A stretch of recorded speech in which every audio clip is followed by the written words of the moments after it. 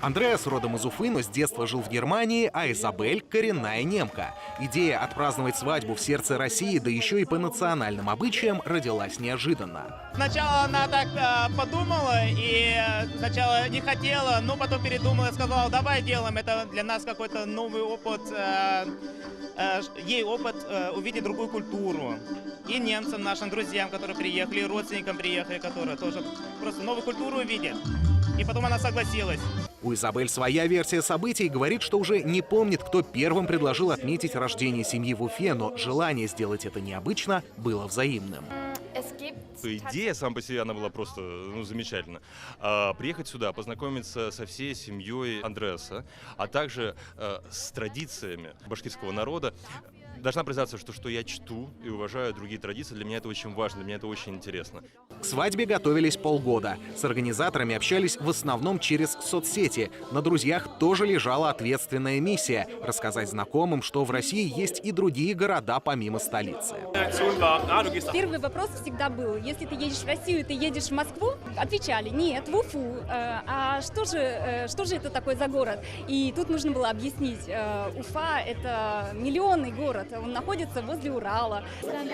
Когда я узнала, что свадьба будет в Уфе, то есть я обрадовалась этой возможности познакомиться с русской культурой, посмотреть город, природу. Танцующих медведей и людей в ушанках немцы не увидели, зато сразу погрузились в атмосферу гостеприимства. Невесте же за несколько минут предстояло разучить традиционный башкирский танец.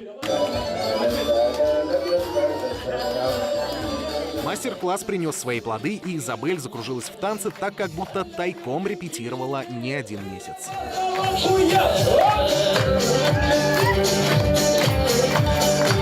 Горы Чак-Чак и Учпачмаков, а также литры кумыса сделали свое дело, и уже через несколько минут языкового барьера как не бывало.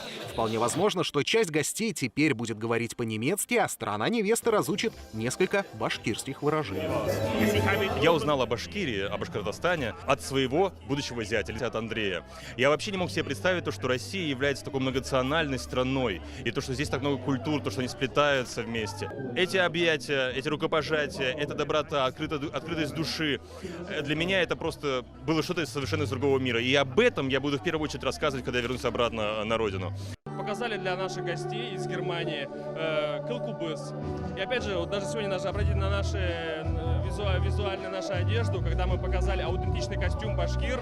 И это посыл был от молодых. Они зашли в юрту, посмотрели на наши образы и сказали: «Вау!». Национальные инструменты республики, традиционные немецкие и башкирские костюмы в этот день слились в единую композицию гармонии и радости. Еще для одной делегации из Германии Башкирия, которая раньше была для них терра инкогнита, теперь предстала в другом ракурсе. Никита Баренбаум, Эдуард Якушев. Столичные новости.